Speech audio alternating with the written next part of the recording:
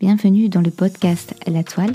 Dans cette série Prof Entrepreneur, je vous partage des interviews d'enseignants qui ont quitté la classe pour se lancer dans leur entreprise. Je vous partage aussi mes réflexions, sources d'inspiration et différentes problématiques de collègues que j'accompagne dans une transition professionnelle. Aujourd'hui, on va être très pragmatique. On va parler cumul, puisque je viens juste de sortir d'une réunion avec une quarantaine de collègues qui ont des projets de micro-entreprise. En tout cas, elles souhaitent cumuler avec leur temps plein ou temps partiel et se posent la question du quand, comment, de quelle façon, etc. Donc, un sujet qui revient souvent sur le groupe de la reconversion enseignante. C'est pourquoi on va prendre le temps aujourd'hui de voir, en tout cas de résumer la richesse des échanges qu'on a eus ce soir, donc pendant 1 heure de visio. En ce qui concerne le cumul, il faut déjà partir du principe que l'agent ou fonctionnaire enseignant ne peut pas cumuler sur son temps plein. Or, il existe des exceptions, des dérogations spéciales qui lui permettent de le faire. Ces dérogations sont listées par les décrets, donc 2016, on a aussi des amendements 2017, 2020, et tous ces décrets, vous pouvez les retrouver en commentaire de ce podcast. Vous pouvez aussi retrouver l'ensemble du replay si vous souhaitez le voir dans son intégralité en vous abonnant à la Gazette.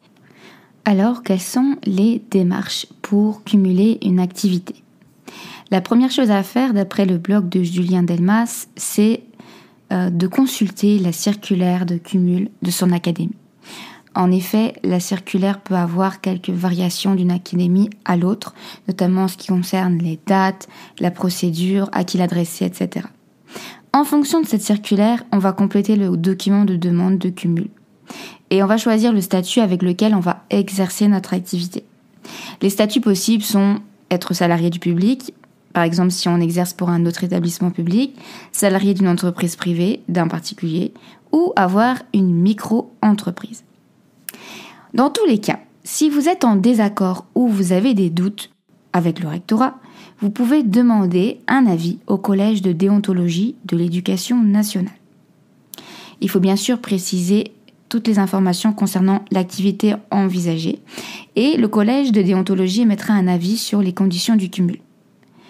On peut d'ailleurs consulter en ligne les avis émis par ce collège de déontologie pour avoir une idée de ce que cela peut donner. Si vous êtes en accord, eh bien, vous débutez votre activité et vous créez votre micro-entreprise.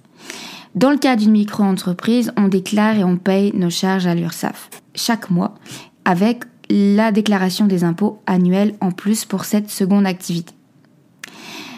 Donc, le principe de base ayant été rappelé au début de ce podcast, on ne peut pas par principe exercer une autre activité professionnelle, donc on ne pourrait pas cumuler.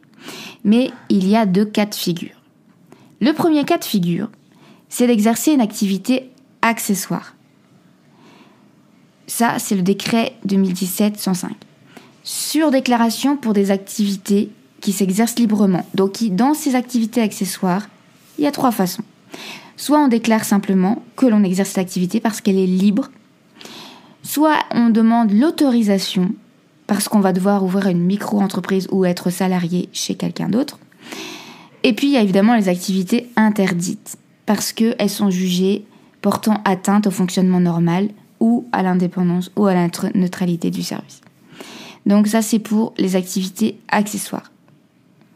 Les activités privées lucratives sous la forme d'emploi permanent sont seulement autorisées sur temps partiel et après avis de la Haute Autorité pour la transparence de la vie publique. Depuis 2020, c'est le nom que la commission déontologie a pris. Et cette activité privée lucrative a une durée limitée de 2 ans, renouvelable 1 an, sur autorisation. Une chose est sûre, si vous voulez exercer à temps plein, il faudra obligatoirement passer par une activité accessoire. Parce que comme on l'a vu, les activités privées lucratives, c'est sur temps partiel. Alors, il y a une autre question qui vient donc, c'est quelles sont les activités s'exerçant librement et celles qui sont susceptibles d'être autorisées. La liste figure sur le décret. Notamment, pour les activités s'exerçant librement, on retrouve les œuvres de l'esprit, par exemple les conférences, tout ce qui va être livres, brochures, chorégraphie, composition musicale, dessin, photographie, illustration, etc. Mais attention, si à côté de cette activité libre, on va avoir un développement d'une boutique ou d'une entreprise, on ne rentre plus dans le cadre des simples œuvres de l'esprit. Donc je prends l'exemple de quelqu'un qui dessinerait, qui aurait des productions ou des livres. Dès qu'on va se mettre à vouloir les vendre soi-même, eh bien, on va rentrer dans le cadre d'une activité nécessitant une micro-entreprise. Alors, pour les activités à titre accessoire susceptibles d'être autorisées, on peut nous les refuser si l'intérêt du service le justifie. Donc, comme si on est surtout à temps plein, on peut nous opposer le fait que c'est pas compatible parce que voilà, le service requiert toute votre attention. Les informations ne sont pas suffisantes ou sont fausses. C'est une raison pour refuser. Puis l'activité perd son caractère accessoire. En effet, on peut commencer avec une activité accessoire et puis du fait que le revenu augmente, que le temps consacré à cette activité augmente, eh bien on se retrouve en porte-à-faux avec le concept d'activité accessoire. Ça devient presque notre activité principale. Auquel cas, il faudra faire un choix. On ne pourra plus prétendre à une activité à caractère accessoire et donc avoir le même cumul si notre activité prend de l'ampleur.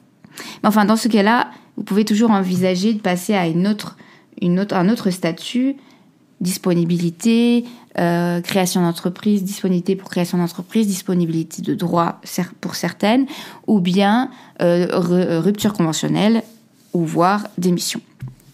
Alors, pour les activités accessoires susceptibles d'être autorisées, qu'est-ce qu'on retrouve ? On retrouve plusieurs types d'activités. Alors, elles sont assez générales, donc après, il faut voir si votre activité peut rentrer dedans. Il se peut que, voilà, selon la formulation, ça puisse plus ou moins être conforme. Dans tous les cas, c'est l'aval de l'administration qui qualifiera si c'est une activité accessoire ou pas. Alors, on trouve expertise et consultation, sans précision particulière. Enseignement ou formation, c'est préciser que la formation n'est pas forcément dans la matière ou le domaine qui découle de l'activité principale. Donc, si vous êtes enseignant en droit et que vous enseignez en tant qu'avocat, oui, ça découle. Mais si vous êtes enseignant au primaire et que vous exercez une activité de formation en marketing ou de formation numérique ou peu importe ce que vous allez mettre derrière cette formation.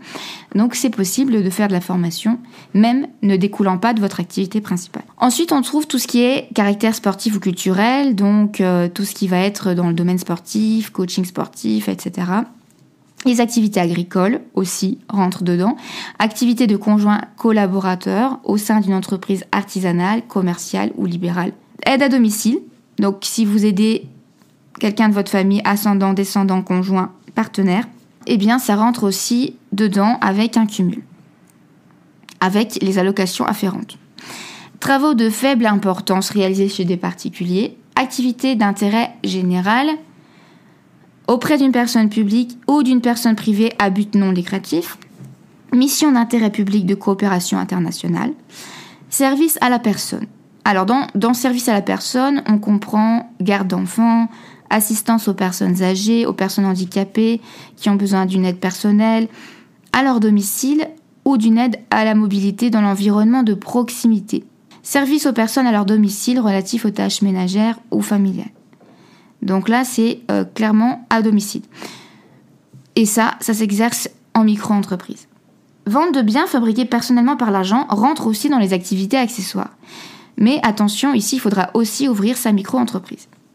Donc, la question qu'on s'est posée, donc suite à ça qu'on peut se poser, c'est oui, mais si j'ouvre une micro-entreprise, est-ce que je ne dois pas demander une disponibilité pour création d'entreprise ou bien est-ce que je ne dois pas demander un temps partiel pour création d'entreprise? Est-ce que ça peut se cumuler quand même à temps plein? Est-ce que c'est compatible? Je suis donc allée voir quelques autres ressources. Donc, il y a le site de Legal Start qui donne l'avis d'un diplômé de l'université en droit qui a donné son avis sur la question, qui a monté un dossier. Il y a également un site qui s'appelle Privissima Protection Sociale, qui a un article à jour du 23/2/2022, donc récent, qui pose la question « Fonctionnaires et micro-entrepreneur puisse cumuler. Auto-entrepreneur, ce n'est plus d'usage, donc c'est la micro-entreprise aujourd'hui. Ce statut, déjà, pour quelles activités on va l'utiliser ? On va l'utiliser pour les activités accessoires de type commerce, vente de biens personnels. Si vous avez des conférences que vous voulez commercialiser, dès qu'il y aura une transaction commerciale derrière, enseignement, formation, expertise et consultation, enfin tout cela va rentrer dans la micro. Donc, est-ce qu'on peut cumuler ? C'est la vraie question. Et comment ça se passe ? Qu'est-ce qui se passe pour les fonctionnaires à temps plein ou à temps partiel choisi ? On verra après le cas pour les fonctionnaires à temps incomplet ou non complet inférieur à 70%. Le fonctionnaire à temps plein qui souhaite exercer cette activité à titre accessoire peut faire la demande auprès de son administration. Si l'employeur public et la commission de déontologie acceptent la demande, l'agent public exercera son emploi public à temps partiel pendant 3 ans au moins à compter de la reprise ou de la création d'entreprise. Donc ça, c'est la règle générale. Ça veut dire que normalement, c'est comme ça que ça doit se passer.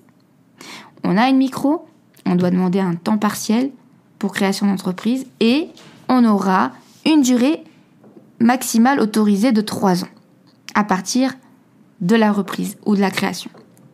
Au bout de 3 ans, l'agent public devra choisir.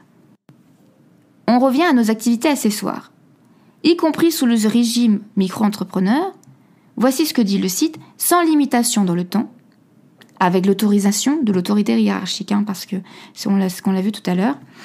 Et cette liste des activités accessoires permet donc de cumuler sans passer par le temps partiel pour création d'entreprise.